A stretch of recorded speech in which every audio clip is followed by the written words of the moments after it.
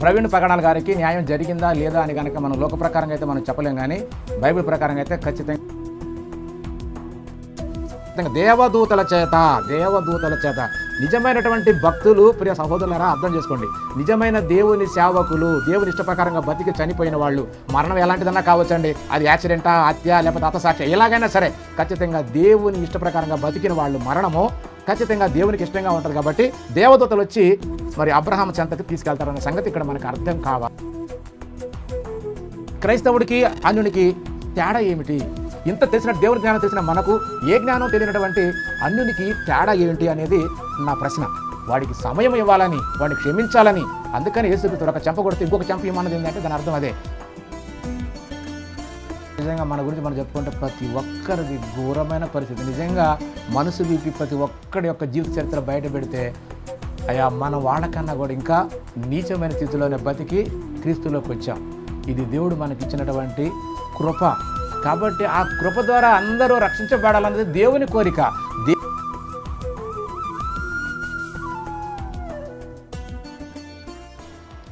సకల ఆశీర్వాదములకు కారణభూతుడైనటువంటి దేవునికి, మన ప్రభు అయినటువంటి యేసుక్రీస్తు యొక్క తండ్రి అయిన దేవునికి వేలాది స్తుతులు, స్తోత్రములు.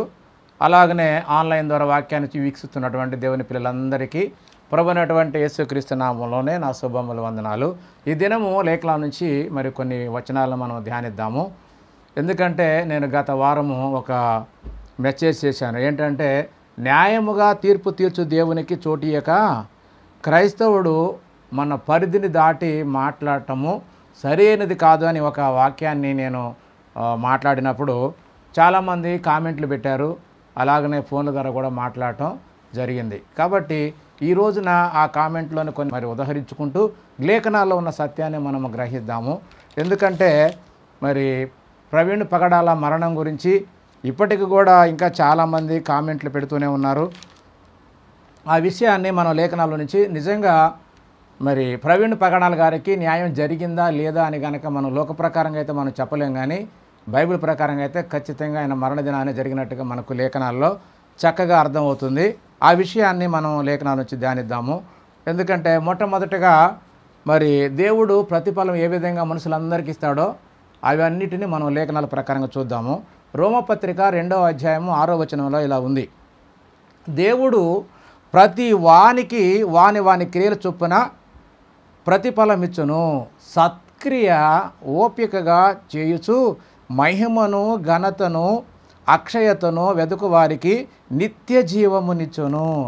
అయితే భేదములు పుట్టించి సత్యమునకు లోబడక దుర్నీతికి లోబడు వారి మీదికి దేవుని ఉగ్రతయు రౌద్రము వచ్చును. దుష్కార్యము చేయు ప్రతి మనుష్యుని ఆత్మకు శ్రమయు వేదనయు కలుగును అని ఇక్కడ లేఖనం తెలియజేస్తుంది. కాబట్టి ప్రియ సహోదరులారా, దేవుడే సమస్తమునకు అందరికీ ప్రతిఫలం ఇచ్చేవాడు. కాబట్టి మనుషుడికి అది వాని చేతిలో లేదు. కాబట్టి దేవుని పనిని మనము తీసుకోవడం కరెక్ట్ కాదని నేను ఆ మెసేజ్లో కూడా చెప్పాను. అలాగనే మరి ఆ రోజే ప్రవీణ్ పగడాల గారికి దేవుని తరపున న్యాయం జరిగింది. లోక ప్రకారంగా, శరీర ప్రకారంగా అయితే మనం చూస్తున్నాం, కానీ దేవుడి నిర్ణయం ఆయన మరణంతోనే ఖచ్చితంగా ఆయన ఎక్కడికి వెళ్ళాలన్నది న్యాయం జరిగిపోయింది. ఆ లేఖనాలను మనం చూద్దాము. అయితే మరి చనిపోతేనే మన యొక్క గొప్పతనం బయటపడుతుందని ఖచ్చితంగా యేసుక్రీస్తు వారు కూడా ఈ భూమి మీద ఉన్నప్పుడు చెప్పినటువంటి మాటను కూడా చూద్దాం. ఎందుకంటే ఈ లోకం మీద మన ప్రాణాన్ని మనం కాపాడుకుంటే దాన్ని ఖచ్చితంగా పోగొట్టుకుంటాం. అయితే క్రీస్తు కొరకు ప్రాణాన్ని పెడితే దాన్ని తిరిగి కాపాడుకుంటామని ఆయన మాటల్లో మనం చూడొచ్చు. యోహాను సువార్త 12వ అధ్యాయం 24 నుంచి 25 వరకు: గోధుమ గింజ భూమిలో పడి చావకుండిన ఎడల అది ఒంటిగానే ఉండును, అది చచ్చిన ఎడల విస్తారముగా ఫలించును. తన ప్రాణమును ప్రేమించువాడు దానిని పోగొట్టుకొనును. ఈ లోకములో తన ప్రాణమును ద్వేషించువాడు నిత్య జీవము కొరకు దానిని కాపాడుకొనును అని మీతో నిశ్చయముగా చెప్పుచున్నాను. అంటే శరీరాన్ని కాపాడుకోవడం అంటే ఏంటంటే, శరీరం అంటే రక్తము, మాంసమే కదా. కాబట్టి ఆ దాన్ని లెక్క చేయొద్దు అన్నాడు. ఎందుకంటే దాన్ని నా కొరకు ఖర్చు పెడితే నిత్యమైన మహిమలో మీ ఆత్మ కాపాడబడుతుంది. అంటే నరకానికి వెళ్లకుండా నీ ఆత్మ తప్పింపబడుతుందన్న సంగతి ఇక్కడ ఈ లేఖనాన్ని బట్టి మనకు అర్థం కావాలి. అలాగనే మరి 12వ అధ్యాయం 31వ వచనంలో కూడా ఇలా ఉంది, ఇప్పుడు ఈ లోకమునకు తీర్పు జరుగుతున్నది. ఇప్పుడండి మనం శరీరంతో సజీవంగా భూమి మీద ఉన్నప్పుడే మనకు తీర్పు జరుగుతుందన్న సంగతి ఇక్కడ తెలియజేశాడు. ఇప్పుడు ఈ లోకాధికారి బయటికి తీసివేయబడును అని అంటున్నాడు. కాబట్టి అలాగే 47 నుంచి 49 వచనాలు కూడా చదువుదాము. ఎవడైనను నా మాటలు వినియు వాటిని గైకొనకుండిన ఎడల నేను అతనికి తీర్పు తీర్చను. నేను లోకమునకు తీర్పు తీర్చుటకు రాలేదు కానీ లోకమును రక్షించుటకే వచ్చి తిని. నన్ను నిరాకరించి నా మాటలను అంగీకరింపని వానికి తీర్పు తీర్చువాడొకడు కలడు అంటున్నాడు. నేను చెప్పిన మాటయే అంత్యదినమందు వానికి తీర్పు తీర్చును అంటున్నాడు. ఇంతకీ అంత్యదినం అంటే మనకేంత అర్థమైందా? రకరకాలుగా అనుకుంటున్నారు. ఎందుకంటే అంత్యదినాలు 3 రకాలుగా ఉన్నాయి. ఇశ్రాయేలీల అంతం ఉంది, మన యొక్క అంతం ఉంది, ఈ సృష్టి అంతము ఉంది. కాబట్టి అన్నిటినీ ఒక్క దగ్గర కలపొద్దండి. కాబట్టి ఇక్కడ అంత్యదినం మందు వానికి తీర్పు తీర్చును అని అంటే, ఈ అంత్యదినం అంటే ఏమిటంటే మనకు లేఖనాల ప్రకారంగా మన మరణ దినమే మన అంత్యదినము. ఎందుకంటే మన చావుతోని ఈ లోకాన్ని వదిలిపెట్టిపోతున్నాం, అదే మనకు చివరి దినం. కాబట్టి మన అంత్యదినమే మన చివరి దినంగా మనకు అర్థమైతే చాలా బాగుంటుంది. కాబట్టి ఈ మరణ దినమే మన అంత్యదినం అని మనకు తెలిసినప్పుడు నీ మరణ దినమునకు నీకు తీర్పు ఖచ్చితంగా అదే రోజు జరుగుతుంది.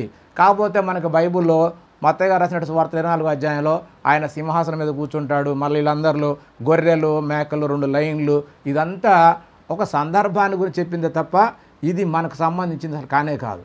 అది ఏ రోజున అనేది మనకు అది ఒక ప్రత్యేకమైన అంశంగా మనం మాట్లాడదాము. కాబట్టి ఇక్కడ తీర్పు దినము అంటే మన మరణ దినానే మనకు ఖచ్చితంగా తీర్పు జరుగుతున్న సంగతి మనకు ఖచ్చితంగా అర్థం కావాలి. శరీర మరణం అనేది ఇంపార్టెంట్ కాదు అని మనకి లేఖనాలన్నీ చూస్తుంటే అర్థమవుతుంది. ఎందుకంటే మీరు శరీర సంబంధమైనటువంటి మరణం గురించి అయితే న్యాయం కావాలంటే దానివల్ల ఎవరికి ప్రయోజనం? ఆయన చనిపోయాడు, ఆయన పోసినటువంటి ప్లేస్కు దేవుడు ఆయన్ని చేర్చాడు, అయిపోయింది. ఇలా ఆ శరీరం ఎలా చనిపోయింది, మరి హత్యనా లేకంటే యాక్సిడెంటా, అది తెలిసినా దాని వలన మనకు ఏ ప్రయోజనం లేదు. చనిపోయి వెళ్ళిపోయినటువంటి ప్రవీణ్ బ్రదర్కి అస్సలు ఉపయోగం లేదు. ఎందుకంటే లేఖనాల్లో చనిపోయిన వారికి భూమి మీద జరిగేటువంటి విషయాల్లో దేని యందు కూడా వాళ్లకు వంతు లేదు. ఇక ఏది జ్ఞాపకం పెట్టుకోరు. ఈ లోకాన్ని వదిలిపెట్టిన తర్వాత భూమి మీద జరిగే వాటికి వంతు లేదు అని చక్కగా లేఖనాలన్నీ కూడా మనకు తెలుపుతున్నాయి. కాబట్టి ఆ మాటలు చూద్దాము. ప్రసంగి గ్రంథము 9వ అధ్యాయము 3 నుంచి కొన్ని వచనాలు చదువుతున్నా, జాగ్రత్తగా వినండి. అందరికీ ఒకటే గతి సంభవించును, సూర్యుని కింద జరిగిన వాటిలో ఇది బహు దుఃఖకరం, మరియు నరుల హృదయము చెడుతనముతో నిండి ఉన్నది. వారు బ్రతుకు కాలం అంతయు వారి హృదయమందు వెర్రితనముండును. తర్వాత వారు మృతుల యొద్దకు పోవుదురు, అదియును దుఃఖకరము అంటున్నాడు. అలాగునే బ్రతికి ఉండు వారితో కలిసిమెలిసి ఉండు వారికి ఆశ కలదు. చచ్చిన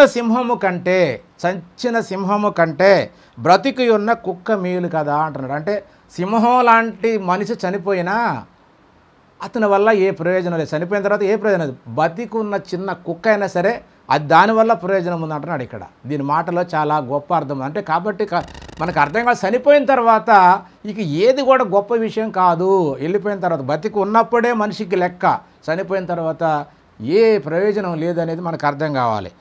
కాబట్టి చనిపోయినటువంటి సింహము కంటే బతికి ఉన్న కుక్క మేలు అని చెబుతూ ఇంకా ఏమన్నాడంటే, బతికి ఉండేవారు తాము చత్తురని ఎరుగుదురు, అయితే చచ్చిన వారు ఏమీ ఎరగరు, వారి పేరు మరవబడి ఉన్నది, వారికిక ఏ లాభము కలగదు.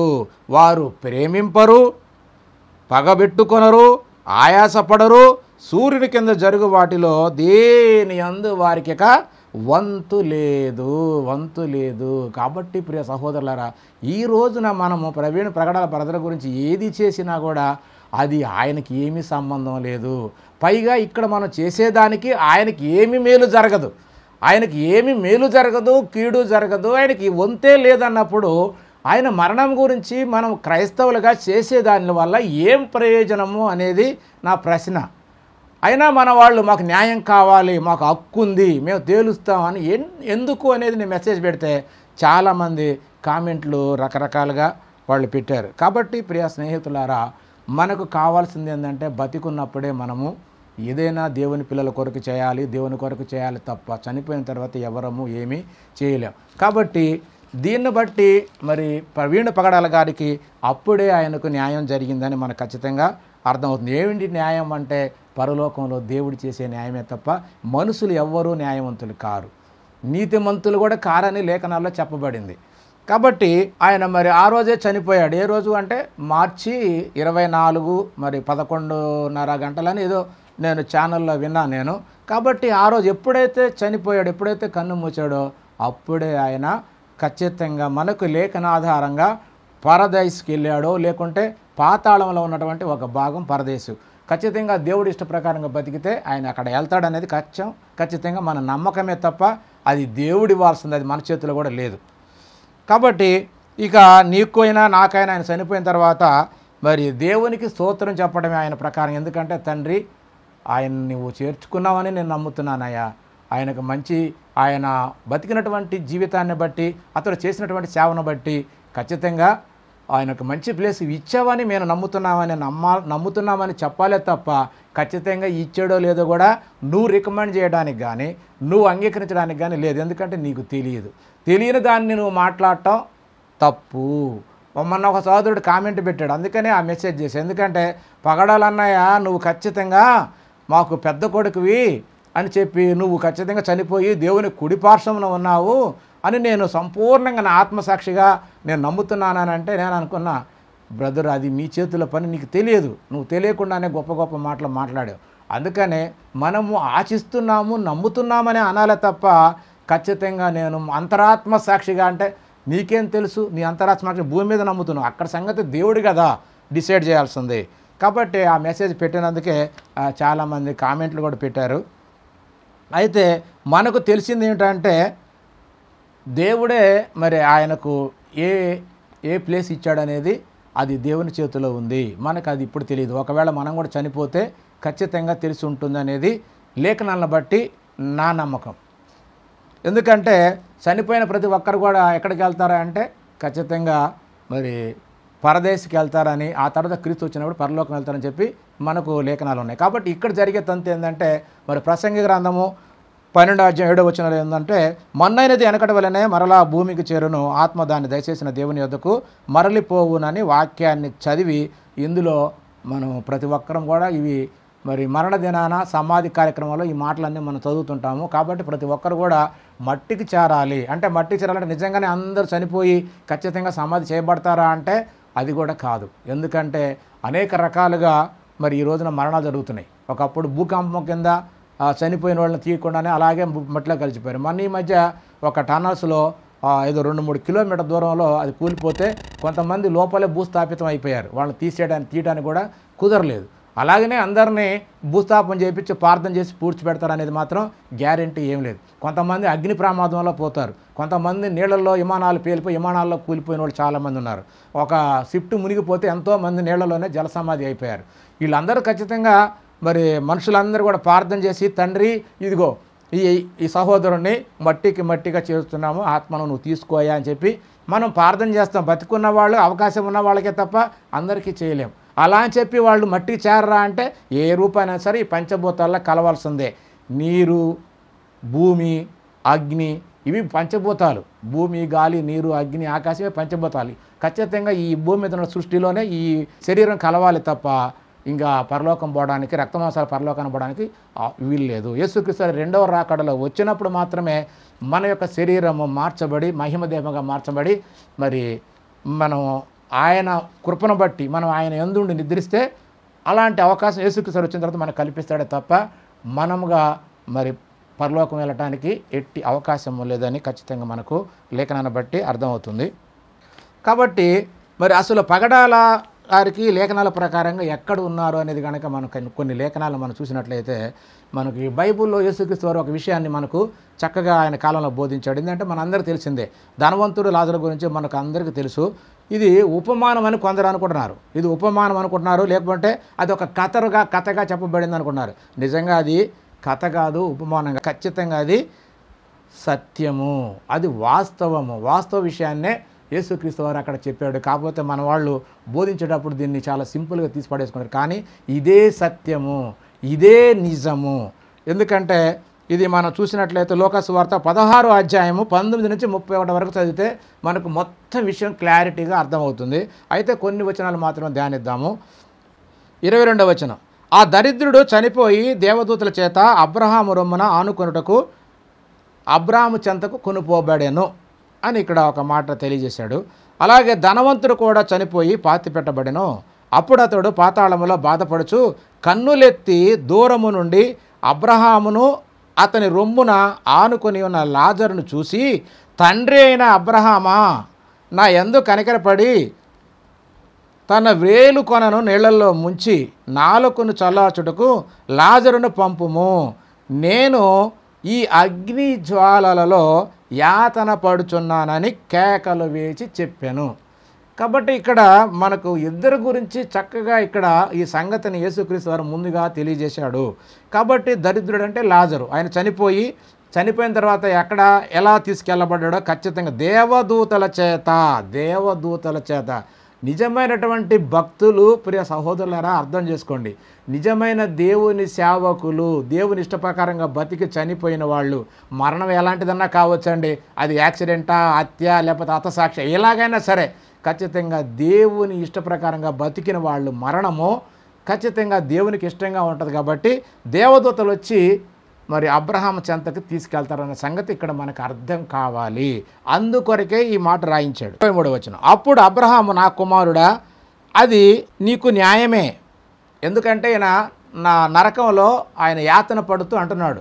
అందుకని ఆయన చెబుతూ ఏమన్నాడంటే, నా కుమారుడు, అది నీకు న్యాయమే, నీ ఇష్టం వచ్చినట్లు బ్రతికావు కాబట్టి అది నీ వంతు, ఖచ్చితంగా నీకు బాధలే నీకు వంతుగా వచ్చిందని చెబుతూ ఇంకా ఏమన్నాడంటే, లాజరు ఇక్కడ మరి అంటే భూమి మీద కష్టపడ్డాడు కనుక మరి ఆయన పరదేశంలో నెమ్మది పొందుచున్నాడు.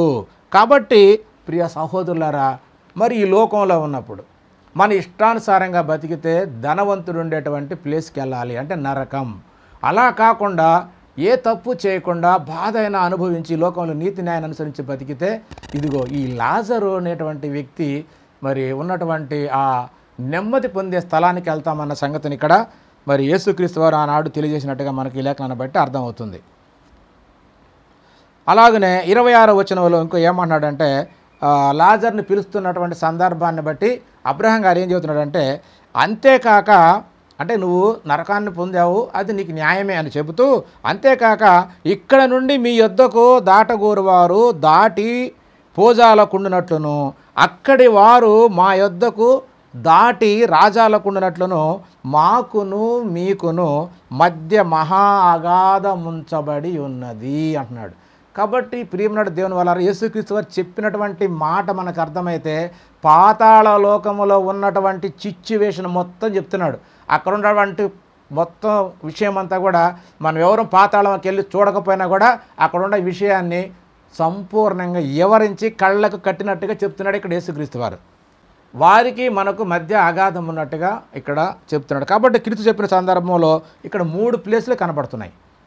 పాతాళంలో 3 ప్లేసులు కనపడుతున్నాయి. అంటే ఒకటి నెమ్మది పొందే స్థలం. నెమ్మది పొందే స్థలం అంటే అబ్రహాం ఉన్న స్థలము. దీనినే క్రీస్తు వారు సిలువలో చెప్తాడు దొంగతోటి, నేడు నీవు నాతో కూడా పరదైసులో ఉందువు. ఇది ఎక్కడుందా అంటే పాతాళములో ఒక భాగం, అంటే అబ్రహాం గారు ఉండేటువంటి ప్లేస్, అది నెమ్మది పొందే స్థలము, దాన్నే పరదైసు అని ఖచ్చితంగా మనము లేఖనాలను చదువుంటే మనకు అర్థమవుతుంది. అలాగనే రెండవది వేదన పడే స్థలం. రెండవది ఏంటిది? వేదన పడే స్థలం. ధనవంతుడు చేరినప్పుడు దీనిలోనే ఉండి ఆయన బాధపడుతున్నాడు. ధనవంతుడు చేరిన ప్లేసే వేదనకరమైన స్థలము, దాన్నే నరకము అని కూడా మనకు చెప్పబడింది.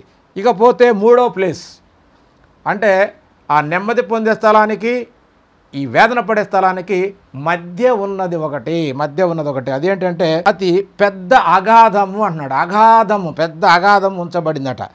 అయితే క్రీస్తు రెండవ రాకడలో ఈ పరదేశంలో ఉన్న వారందరూ కూడా క్రీస్తుతో కూడా వచ్చి పరలోకం వెళతారు. పరదేశంలో ఉన్న వాళ్ళందరూ కూడా క్రీస్తుతో పాటు భూమి మీదకి వచ్చి వాళ్ళు తర్వాత మహిమ దేహాలు ధరించుకొని పరలోకం వెళతారు. ఇది మనకు తెస్సలోనిక పత్రికలో ఉంటుంది 4వ అధ్యాయంలో. ఇక నరకంలో ఉన్నవారు మధ్య ఉన్న అగాధము అంటే అగ్నిగుండముగా మార్చబడుతుంది. ఎందుకంటే ఎప్పుడైతే పరదేశం ఖాళీ అవుతుందో ఇక నరకంలో ఉన్నవారు ఈ మధ్య ఉన్నటువంటి అగాధం మొత్తం నరకగుండంగా మారిపోతుంది. వీళ్ళు నరకంలో ఉన్నవారు అగ్నిగుండంలోకి షిఫ్ట్ అవుతారు అంతే. ఇక ఉన్నదంతా కూడా భూమి ఉండదు, ఆకాశం ఉండదు, పరదేశం ఉండదు, ఏది ఉండదు. ఇక ఉండేదంతా అగాధము, పాతాళంలో అగాధం, అగ్నిగుండము అన్న సంగతి మనకు అర్థం కావాలి. కాబట్టి ఇక నరకంలో ఉన్న వాళ్ళందరికీ ఇంక అదే గతి. కాబట్టి ఇంక వాళ్ళకు ఏది కూడా ఉండదు.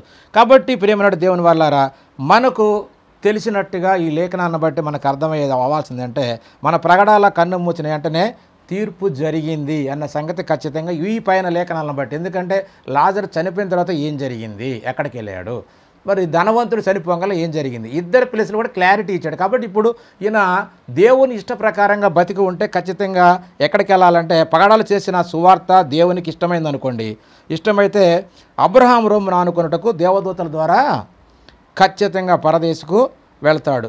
అలాగే దేవునికి ఇష్టం లేదనుకోండి, ఖచ్చితంగా అది దేవుని ఇష్టం. ఏ ప్రదేశానికి వెళ్ళాడనేది అది మనకు తెలియని విషయం. ఎందుకంటే ఆయన లేఖనాలను బట్టి ఆయన సేవ చేశాడు కాబట్టి ఆ సేవను బట్టి పరదేశికి దేవుడు తీసుకెళ్ళాడని చెప్పి మన నమ్మకం. కానీ అది దేవుని చిత్తమే, కానీ మన నమ్మకము నిజము కావచ్చు, కాకపోవచ్చు. కాబట్టి ప్రియ సహోదరులారా, దేవుని మాటలే మనం వినాలి తప్ప మనం దేవుడు చెప్పిన మాట కాకుండా మన సొంత ఆలోచనలు పనికిరావు. కాబట్టి ఇది దేవుడి ఇష్టం. ఏదైనా అది మరి బ్రదరు మరణించిన ఆ క్షణంలోనే జరిగిపోయిందని సంగతి మనకు ఖచ్చితంగా ఇక్కడ అర్థమైంది. కాబట్టి ఇంత చక్కగా క్రీస్తు ద్వారా మనకు జరగబోయేటిది స్పష్టంగా చెప్పినా కూడా ఇంకా అన్యుల వలె పిచ్చి కూతలు కూస్తూ ఇక క్రైస్తవుడికి అన్యునికి తేడా ఏమిటి, ఇంత తెలిసిన దేవుని జ్ఞానం తెలిసిన మనకు ఏ జ్ఞానం తెలియనటువంటి అన్యునికి తేడా ఏమిటి అనేది నా ప్రశ్న. మనం కూడా వారి వలె మాట్లాడడానికి వీలు లేదండి. అన్యులు మాట్లాడినట్టుగా మనం మాట్లాడకూడదు. ఎందుకంటే మనం ప్రతి మాటకు లెక్క చెప్పాలి. అందుకనే మనము జాగ్రత్తగా మాట్లాడాలి ప్రతి మాట కూడా. ఒక మాట చూద్దాం. మత్తయి గారు రాసినటువంటి సువార్త 12వ అధ్యాయం 36వ వచనంలో ఇలా ఉంది: నేను మీతో చెప్పున్నదేమనగా మనుషుల పలుకు ప్రతి వ్యర్థమైన మాటను గూర్చియు విమర్శ దినమున లెక్క చెప్పవలసి ఉండును. నీ మాటను బట్టి నీవు నీతిమంతుడవనియు తీర్పు నొందుదువు, నీ మాటను బట్టియే అపరాధివనియు తీర్పు నొందుదువు అంటున్నాడు. అంటే ఈ భూమి మీద ఏమైనా కానియండి, మనం మాత్రము జాగ్రత్తగా మాట్లాడవలసినదే. ఇష్టానుసారంగా మాట్లాడటానికి మనకు దేవుడు సెలవివ్వలేదండి. ఎందుకంటే మరి శరీరము ఈ లోకంలో ముఖ్యము కాదనే యేసుక్రీస్తు వారు తన శరీరాన్ని మనందరి కొరకు త్యాగం చేశాడు. అది ముఖ్యం కాదు. ఎందుకంటే దాన్ని మనం ఈ లోకంలో క్రీస్తు కొరకు పోగొట్టుకుంటూ తిరిగి దక్కించుకుంటామన్న సంగతి కూడా మనకు ఇంతకుముందు లేఖనాల్లో మనం చూసాం. చనిపోయినది నిజంగా ఈ దేహం గురించి కాదండి, మన శరీరం గురించి ఆయన చనిపోలేదు. మరి మనకు క్రీస్తు బోధ అర్థమైతే ఎవరు కూడా ఈ శరీరాన్ని గురించి అంతగా పట్టించుకోరు. తెలిసిన వాళ్ళు మాత్రం పట్టించుకోరండి. ఎందుకంటే శరీరం కేవలం నిష్ప్రయోజనం అని మనకు లేఖనం చెప్తుంది. కాబట్టి మరి శరీరం గొప్పది కాదని, అది నిష్ప్రయోజనం అని మనకు తెలిసిన తర్వాత కూడా క్రైస్తవుడు ఇంకా దాని గురించి నేను పోరాడతాను, నాకు న్యాయం కావాలి, నాకు అది కావాలని అంటే ఏంటండి? మనకు బైబిల్ అర్థమవుతుందా? బైబిల్ అర్థమైతే ఈ శరీర న్యాయం కోసం మనం పోరాడాల్సిన అవసరం లేదండి. దేవుడు సమస్తాన్ని చూస్తూ ఉన్నాడు, ఆయనకు అప్పగించాలి. నిజమైన క్రైస్తవుడు క్రీస్తు ద్వారా దేవునికి అప్పగించాలి తప్ప దేవుని పనిని మన చేతుల్లోకి తీసుకోవాల్సిన అవసరత మనకు లేదు. అందుకనే మరి యేసుక్రీస్తుకు తమ్ముడైనటువంటి యోధా గారు ఒక చక్కని చెప్పాడండి. మనం ఈ శరీరం గురించి కాదు కానీ దేవుడు మనకిచ్చిన ఆత్మ గురించే మనము సువార్త ప్రకటించి కొద్ది మందినైనా కాపాడాలని దేవుడు మనకు మరి ఒక అవకాశాన్ని ఇచ్చాడు. కాబట్టి మనం దాన్ని పోగొట్టుకొని మొదటి శరీరం కొరకు మాకు న్యాయం కావాలని చెప్పి మనం ర్యాలీలు ఇవన్నీ చేయడానికి దేవుడు ఇష్టపడతలేదు. ఆయన ఇష్టపడని దాన్ని చేయవలసిన అవసరం మనకి లేదు. చూద్దాం అన్నమాట. యోధాపత్రిక 1వ అధ్యాయం ఉంటుందండి. అందులో 20 నుంచి 22 వచనాల్లో మరి ఇలా రాయబడింది. ఆ మాట చూద్దాం. ప్రియులారా, మీరు విశ్వసించు అతి పరిశుద్ధమైన దాని మీద మిమ్మును మీరు కట్టుకొనుడి. విశ్వసించేది అతి పరిశుద్ధమైన దాని మీద మిమ్మును మీరు కట్టుకొనుచు పరిశుద్ధాత్మలో ప్రార్థన చేయుచు నిత్య జీవార్థమైన మన ప్రభువగు యేసుక్రీస్తు కనికరము కొరకు కనిపెట్టుచు దేవుని ప్రేమలో నిలుచున్నట్లు కాసుకొని ఉండుడి. దేవుని ప్రేమలో నిలుచున్నట్లు కాసుకొని ఉండుడి అని చెబుతూ సందేహపడు వారి మీద కనికరము చూపుడి. సందేహపడు వారి మీద కనికరము చూపుడి. అగ్నిలో నుండి లాగినట్టు కొందరిని రక్షించుడి. ఇదండి మనకు దేవుడిచ్చినటువంటి ఆజ్ఞ. మనము క్రీస్తు వలె కొద్ది మందిని సువార్త ప్రకటించి ఆ సువార్త ద్వారా దేవుని యొక్క రాజ్యంలోకి చేర్చి వారిని కాపాడటానికి వాళ్ళు సాతాను యొక్క ఆలోచనలో ఉండి నరకానికి సిద్ధపడి మరి అగ్నిగుండంలోకి మరి దూకటానికి సిద్ధంగా ఉన్నప్పుడు వారిని కొద్ది మందినా సరే అగ్నిలో నుంచి లాగినట్టు లాగి కాపాడండి అనే మాట మరి రక్షించడం చెబుతున్నాడండి. ఎందుకంటే శరీర సంబంధమైన వారి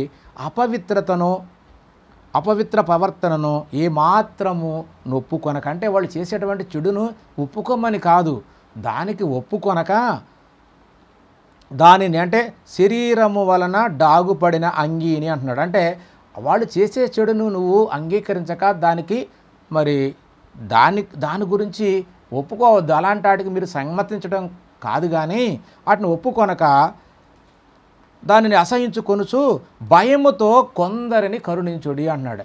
అంటే అర్థం ఏంటండి, వారు తెలియక శరీర అపవిత్రమైన పనులు అంటే త్రాగుడు, వ్యభిచారము, హత్యలు వగైరా ఇలాంటివన్నీ చేసినప్పుడు వారి క్రియలను అసహించుకోండి, కానీ వారి ఆత్మను అగ్నిలో నుండి లాగినట్లు లాగండి, కొందరినైనా రక్షించండి అయ్యా. ఇది క్రీస్తు ద్వారా దేవుడు మనకిచ్చినటువంటి ఆజ్ఞ.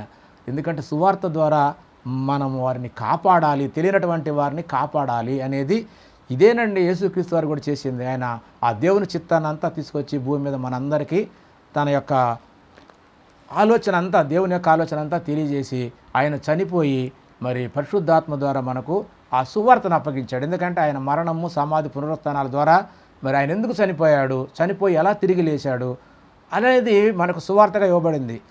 మన బాప్తిసానికి కూడా కారణం అదే, ఆయన మరణము, సమాధి, పునరుత్థానాలు. దానికి సాదృశ్యమైందే బాప్తిసం. మనము కూడా ఈ శరీరాన్ని జల సమాధి చేస్తున్నాం, మరలా తిరిగి లేపబడుతున్నాం. అంటే పునరుత్థానానికి సాదృశ్యంగా తిరిగి లేపబడుతున్నాం. అంటే శరీర ప్రకారంగా క్రీస్తునందు మనం చనిపోతున్నాం అన్నది మనం భావించుకోవాలి బాప్తిసం ద్వారా. కాబట్టి దాన్ని మనము అనుసరించి మరి శరీరంగా వాళ్ళను మనము వాళ్ళు చేసే తప్పులను ఒప్పుకోమని కాదు, కానీ వాటిని తప్పుగా భావించి అసహించుకున్నా వారి ఆత్మ మాత్రం దేవునిది. కాబట్టి దేవుడు మనకిచ్చిన ఆజ్ఞ ఏంటంటే వాళ్ళ ఆత్మను కూడా నరకంలోకి పోకుండా కాపాడాలి. ఇది మన బాధ్యత. అంతేగాని మనం ఈరోజు న్యాయం కావాలని చెప్పి వాడిని తీసుకొచ్చి సెంటర్ జైలుకి అప్పగించేసి వాడిని పాపంలోనే మగ్గిపోయి పాపంలోనే చనిపోవడానికి దేవుడు ఏమాత్రం ఇష్టపడతలేదండి. అది క్రైస్తవుడికి లేదు అసలు. అది మన పని కాదు. వాడికి సమయం ఇవ్వాలని, వాడిని క్షమించాలని. అందుకని యేసుక్రీస్తు ఒక చెంప కొడితే ఇంకొక చెంప ఇమ్మన్నది ఏంటంటే దాని అర్థం అదే. మన సహోదరుడు నాకు కామెంట్ పెట్టాడు.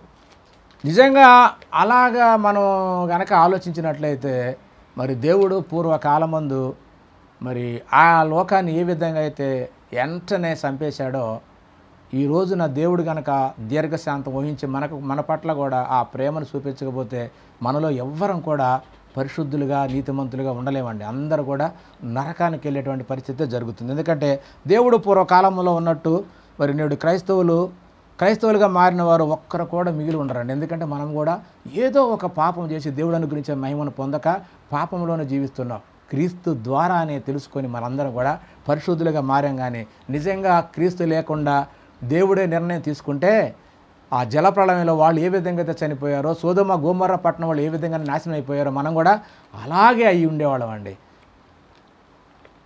కాబట్టి ఆ ప్రకారంగా సోదొమ గొమొర్రాలు మరి వాటి చుట్టూ ఉన్న పట్టణాల వలె మరి ఆ రోజున వాళ్ళు కూడా వ్యభిచారం చేస్తూ పరశరీరానుసారులైనందున నిత్య అగ్ని దండకు అనుభవించుచు దుష్టాంతములుగా మనకు ఉంచబడ్డని చెప్పి మనకు 16వ వచనంలో కూడా అక్కడ రాయబడింది. యోధా పత్రికలో మనకు చక్కగా ఆ మాటలు రాయబడ్డాయి. కాబట్టి ప్రియ సహోదరులారా, మన సాక్షులు కూడా ఎలా ఉంటాయంటే నిజంగా మన గురించి మనం చెప్పుకుంటే ప్రతి ఒక్కరిది ఘోరమైన పరిస్థితి. నిజంగా మనసు విప్పి ప్రతి ఒక్కడి యొక్క జీవిత చరిత్ర బయట పెడితే అయ్యా మనం వాళ్ళకన్నా కూడా ఇంకా నీచమైన స్థితిలోనే బతికి క్రీస్తులోకి వచ్చాం. ఇది దేవుడు మనకిచ్చినటువంటి కృప. కాబట్టి ఆ కృప ద్వారా అందరూ రక్షించబడాలన్నది దేవుని కోరిక. దేవుని కోరికను మనం ఎందుకు అడ్డం కొట్టాలి? దేవునికి వ్యతిరేకంగా మనం ఎందుకు ధర్నాలు చేయాలి? దేవునికి వ్యతిరేకంగా ర్యాలీలు ఎందుకు చేయాలి? దేవుడు సమస్తాన్ని చూస్తూ ఉన్నాడు కదా. కాబట్టి ప్రియ సహోదరులారా, మనము అది తెలియకుండా నేను ఇలా మాట్లాడినందుకు ఒక సహోదరుడు ఏమో మాట్లాడాడంటే, ఆగు శుద్ధపూస, నువ్వు శుద్ధపూసలాగా మాట్లాడుతున్నావు, ఇంకా ఆపని అన్నాడు. కాబట్టి నిజంగా ఎవరు శుద్ధపూసలు లేరయ్యా, శుద్ధపూసలు ఎవరు లేరు, అందరూ గురిగింజలే అని చెప్పాను నేను. కాబట్టి అలాగనే మరొక సహోదరుడు ఏం పెట్టాడంటే, ఎన్బిఆర్ అనే బ్రదర్ ఏం చెప్పాడంటే, ఒకవేళ మీరు కూడా ఎవరైనా మీ ఇంటికి వచ్చి దాడి చేస్తే మీరు మాకు న్యాయం చేయమని అధికారి దగ్గరికి వెళ్తారా, లేక ఇది దేవుని చిత్తమని ఊరుకుంటారా అని వారు న్యాయం కోసం పోరాటం చేస్తున్నారు, తప్పేముంది అంటాడు. న్యాయం కోసం పోరాటం చేస్తున్నారని తప్పేముందంట. బైబిల్లో ఎక్కడైనా న్యాయం కోసం పోరాటం చేయమని ఎక్కడైనా ఉందా అండి? ఎక్కడైనా చూపించగలరా ఒక్క మాట అయినా సరే? న్యాయం కోసం పోరాటమా? ఈ భూమి మీద పోరాటం చేస్తే జరుగుతుందా? ఇప్పటికీ మనకు తెలిసింది ఏంటంటే, ఒక ముఖ్యమంత్రికి బాబాయ్, ఒక ముఖ్యమంత్రికి తమ్ముడు, ఎంపీ ఎంత గొప్పవాడు, ఆయన గొడ్డలతో నరికేస్తేనే ఇంతవరకు ఆయన చంపిన వాళ్ళకు శిక్ష పడలేదు. ఆయనకి ఇంకేం న్యాయం జరిగిద్ది? కొంచెమైనా అర్థం చేసుకోండి. భూమి మీద న్యాయం జరిగిద్దా? క్రైస్తవులుగా మనం చేయాల్సిన పని చేయకుండా రోడ్ల మీద ర్యాలీలు చేసుకుంటూ ఇది దేవుడికి వ్యతిరేకమైన పని, దేవుని మనకిచ్చిన పరిధి దాటుతున్నామని ఇక నుంచి ఆపితే మంచిది అని నా అభిప్రాయం చెప్తే నాకు చాలామంది ఫోన్లు చేసి నువ్వు క్రైస్తవులకు వ్యతిరేకంగా మాట్లాడుతున్నావు అని చెప్పి నా మీద ఫోన్లో మాట్లాడారు. నిజంగా మరి ఈ శరీరం కొరకు ఎక్కడైనా పోరాటం చేయమనుందా? సువార్త పోరాటం సువార్త అంటే క్రీస్తు యొక్క మరణము, సమాధి, పునరుత్థానాల గురించి ఎంత కష్టం వచ్చినా శ్రమ వచ్చినా పోరాటంగా దాన్ని ప్రకటించు, సువార్తను ప్రకటించు అంటాడా.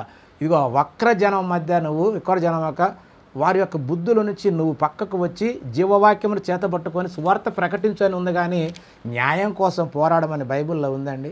బైబిల్లో లేనిది చెప్పని దాన్ని మనం చేయాల్సిన అవసరత ఉందా? అందుకనే నేను అక్కడ పరిధి దాటుతున్న క్రైస్తవులని చెప్పి ఆ మెసేజ్ పెట్టాను. ఇంకొక బ్రదర్ ఏమన్నాడంటే, దేవాకుమార్ అనేటువంటి బ్రదర్ ఏమన్నాడంటే, ఇలాంటి సమస్య మీకు జరిగితే మీకు మీ కుటుంబానికి తెలిసేది. మొర్దెకై ఎస్తేరు మీ వల్లే ఆలోచించి ఉంటే యూదులందరూ నశించేవారు. పౌలు గారు హక్కుల కోసం ఆర్గ్యుమెంట్ చేశారు. వారికి సపోర్ట్ చేయకపోయినా పర్వాలేదు, కానీ న్యాయ పోరాటం చేసేవారికి విమర్శించవద్దు, న్యాయ పోరాటం చేసేవారిని విమర్శించవద్దు, మీరు కూడా విమర్శకు లోనవుతారు అని ఈ సహోదరుడు పెట్టాడు. నిజంగా ఈ సహోదరునికి మరి పాత నిబంధన అటువంటి రూల్స్లు పద్ధతులు తెలిసి ఉండలేదనుకుంటున్నా. ఎందుకంటే పాత నిబంధనలో వారికి ఉంది, కొట్టిన వాడిని కొట్టొచ్చు, తిట్టిన వాడిని తిట్టొచ్చు, పంటికి పన్ను కంటికి పన్ను అనేది వాళ్ళకుంది, కానీ మనకి లేదే. క్రీస్తు వారు వచ్చిన తర్వాత దాన్ని మరి వారి ఆజ్ఞలన్నీ కూడా విధులన్నీ కూడా మార్చేశాడే. ఇప్పుడు ఏంటంటే నీ శత్రువుని ప్రేమించమంటున్నాడు కదా, ఒక చెంప కొడితే ఇంకొక చెంప ఇవ్వమంటున్నాడు కదా. కాబట్టి వాడిని క్షమించాలనే లేఖనాలు చెప్తున్నాయి, బైబిల్ చెప్తుంది, క్రీస్తు చెప్తున్నాడు. కాబట్టి మరి పౌలు గారు కూడా అదే చెప్పాడు, కానీ మనకు అది అర్థం కావట్లేదు. కాబట్టి మరి సహోదరుడు పౌలు గారి గురించి చెప్పాడు కాబట్టి ఆ మాట చూద్దాము. అపోస్తుల కార్యాలు 22వ అధ్యాయం 25వ వచనం. వారు పౌలును వారులతో కట్టుచున్నప్పుడు అతడు తన దగ్గర నిలిచి ఉన్న శతాధిపతిని చూసి, శిక్ష విధింపకయే రోమీయుడైన మనుషుని కొరడాలతో కొట్టుటకు మీకు అధికారము ఉందా అని అడిగాడు. ఇది ఆర్గ్యుమెంట్ కాదు బ్రదరు, ఆయన ఆర్గ్యుమెంట్ చేయలేదు వాళ్ళతోటి. కాకపోతే ఒక ఉన్నటువంటి అధికార నియమాన్ని వాళ్ళకు గుర్తు చేశాడు. ఆయన నేరం రుజువు కాకుండా నన్ను శిక్షించడానికి, అంటే రోమీయులు చట్ట ప్రకారం నేను చేసిన నేరం ఏమిటో తెలియకుండానే నన్ను కొట్టడానికి మీకు అధికారం ఉందా? నా తప్పు ఏమిటో రుజువు చేయకుండా మరి నువ్వు ఖచ్చితంగా కొట్టడానికి నీకు అధికారం ఉందా అని ప్రశ్నించాడు, అంతే ప్రశ్నించాడు. అది వారి చట్టం, అది వారి చట్టము. మరి అది ఆ చట్ట ప్రకారంగా అది రైటే, ఆయన ప్రశ్నించవచ్చు, మనమైనా ప్రశ్నించవచ్చు, కాదని ఎవరన్నారు? అలా అన్యాయంగా కొడితే మనమైనా ప్రశ్నించవచ్చు. నన్ను ఎందుకు కొడుతున్నావు, రీజన్ చెప్పు అంటాం, నా మీద నేరం ఏంటో చెప్పు అంటే మనం కూడా అడుగుతాం. అది ఆయన అడగటమే కదా, మనమైనా అడగవచ్చు, తప్పేముంది, దాన్ని ఎవరు తప్పు కాదనరు, అది తప్పని ఎవరు అనరు. కాబట్టి దానిని కాదని ఎవరు అనం, కాబట్టి దాని గురించి నేను ఖచ్చితంగా నేను కూడా నీవు అనుకున్నట్టుగా నేను కూడా సపోర్టే చేస్తాను. కాబట్టి అయితే ప్రవీణ్ ప్రగడల మరణం ఎలా జరిగింది విచారించమని కంప్లైంట్ మాత్రం మన వాళ్ళు ఇచ్చారు, అది రైటే, కాదని ఎవరు అనరు, ఇది న్యాయమే. కాదని ఎవరు అంటారు చెప్పండి? దీనిని న్యాయబద్ధంగా తేల్చమని లేదా అధికారులకు అంటే పోలీసులకు చక్కగా మరైతే మీడియా వాళ్లకు కంప్లైంట్ ఇచ్చి దాని మీద న్యాయం కోరుకోవడం తప్పేమీ కాదండి, దాన్ని ఎవరు కాదనలేరు. కాబట్టి నేను అడిగిన గవర్నమెంట్ వాళ్ళు మరి తీసుకొని కంప్లైంట్ తీసుకొని దాని గురించి విచారణ చేసి మేము దర్యాప్తు చేస్తున్నాం, ఖచ్చితంగా పోస్ట్ మార్టం తర్వాత ఖచ్చితంగా మీకు తెలియజేస్తామని చెప్పి వాళ్ళు చెప్పిన తర్వాత ఇంకా వాళ్ళ మీదనే బాధ్యత వదిలిపెట్టాలి తప్ప ఇక మనకు దాని మీద మనం ఎలాంటి వ్యాఖ్యలు చేయటం అనేది కూడా అది కరెక్ట్ కాదు. ఎందుకంటే ఇంక అంతటితోటి మన వాదన అయినా మన ఏదైనా కూడా ఆగిపోవాలి. మనం ఏదైనా సరే ఆయన గురించి అన్ని విషయాల్లో ప్రభుత్వానికి అప్పగించి మనం ఆగిపోవాలి. తర్వాత నిర్ణయం ప్రభుత్వానిదే తప్ప మన చేతిలో మన పరిధిలో లేదు అనేది ఖచ్చితంగా మనకి అర్థం కావాలి. కాబట్టి మరి పౌలు గారి గురించి బ్రదర్ అన్నాడు కాబట్టి పౌలు గారు మరి నిజంగా అక్కడేమో ఆర్గ్యుమెంట్ చేశాడని చెబుతున్నాడు, కానీ పౌలు గారు ఏ విధంగా ఇంకొక సందర్భంలో ఏమన్నాడో ఆ మాట కూడా చూద్దాము. అంతకుముందు వచనాలు ఏమన్నాడో చూద్దాం. అపోస్తుల కార్యాలు 21:10-13 చదివితే అర్థమవుతుంది. ఆగాబు అనే ప్రవక్త పౌలు గారికి జరగబోయేది చెప్పినా పౌలు గారు అన్న మాట చూద్దాం. ఎందుకంటే ఆ మాట ఏంటంటే ఆయన గురించి పరిశుద్ధాత్మ పూర్ణుడై ఆగబనేట ఆయన ఇదిగో ఈ నడుకట్టు కలిగినట్టు మనుషుడు యెరూషలేములోకి వెళ్ళిన తర్వాత చేతులతో కట్టేసి అతన్ని మరి జైల్లో పడేస్తారనే మాట చెప్పినప్పుడు ఆయన అన్న మాట 13వ వచనం, పౌలు ఇదెందుకు మీరు ఏడ్చి నా గుండెలు బద్దలు చేసేదిరాలా, నేనైతే ప్రభు అయిన యేసుక్రీస్తు నామము నిమిత్తము యెరూషలేములో బంధింపబడుటకు మాత్రమే గాక చనిపోవుటకు సిద్ధముగా ఉన్నానని చెప్పింది. చనిపోవడానికి సిద్ధముగా, ఇది క్రైస్తవుడిదండి. క్రైస్తవుడిది ఏంటంటే మనం ఈ లోకంలో మన సహోదరుల నిమిత్తం మన ప్రాణం పెట్టబద్దులమై ఉన్నామంటే చనిపోతానికి ఈయన కూడా సిద్ధపడుతున్నాడు తప్ప అక్కడేదో కొడుతున్నారని చెప్పి ఆర్గ్యుమెంట్ ఏం చేయలేదు, న్యాయాని కోసం పోరాటం చేయలేదు, సువార్త పోరాటమే చేశాడు ఆయన. కాబట్టి ఇక్కడ ఏమంటున్నాడు ఆయన, నేను చనిపోవడానికి క్రీస్తు నిమిత్తము క్రీస్తు వాక్యం నిమిత్తం నేను చనిపోవడానికి సిద్ధంగా ఉన్నాను అంటాడు, కానీ వాక్యం నిమిత్తం పోరాటం అంటున్నాడు తప్ప చనిపోయినటువంటి ఈ దేహం కోసం న్యాయం కోసం పోరాడతానని ఆయన చెప్పలేదు. కాబట్టి మనకు కూడా మరి అలాంటి మనస్తత్వమే కావాలండి. ఎందుకంటే ఆయన పౌలు గారు కూడా రాళ్లతో కొట్టబడ్డాడు, శిరచ్ఛేదన చేయబడ్డాడు, అనేక బాధలు ఎన్నో బాధలు పడ్డాడు.